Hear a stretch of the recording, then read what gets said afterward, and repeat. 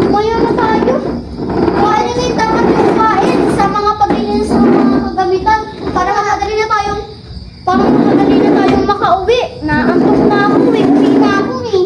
Uy, di ko alam. Sabi ni Mana's Guard, dito lang tayo matutulog sa classroom. Ha? Ano ba naman yan? Kung gusto nyo, dyan na lang kayo matulog. Ayoko matulog dyan. Ew, so dirty. Hoy, dito tayo matutulog sa classroom, no? Sabi na naman ni Manong Guard, ano ba yan? Lagi-lagi na lang. Bahala kayo. Ayoko matulog dyan. So dirty and disgusting. Bahala na kayo. Dyan kayo matulog. Bahala kayo. Basta ako sa klinik ako matutulog.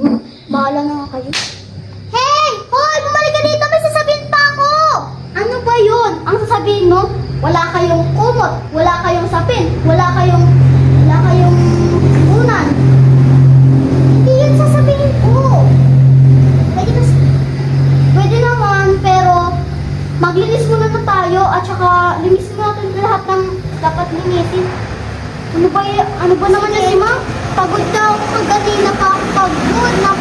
Alawak-lawak naman. Kala mo naman, 1,000 estudyante yung papasok. Ka na mag-inasti, maglinis ang tayo. Antok na talaga ako. Sige na, maglinis na kayo.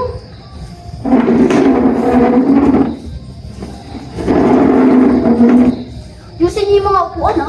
Sinasabi ko sa inyo, huwag kayong ano dyan, patamad-tamad dyan. Ayaw na din kayo mag-clean. Hoy! Tanong ako. Hoy, bilis-bilisan niyo naman! Para naman kayo mga pagong maglinis. Ito na po!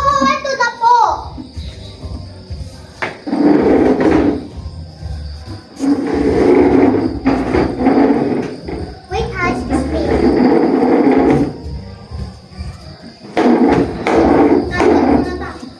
Ay, nako. Buti na lang natapos tayo agad. Oh, yeah! Ano ba yan? Nadudumihan mo yung mga malilinis ko na kamay at malilinis ko na mga paa. Arte mo naman! Saan linis dyan? Wala nga. Malamang pe, kaya naman hindi malinis yung mga kamay ko at mga paa ko. Dahil naglinis tayo, anong gusto mo? Still linis pa rin? Kahit sobrang dumi na nang nilinis natin dito sa room? Tara na nga, huwag tayo magtanong. Naantok na. Sige na.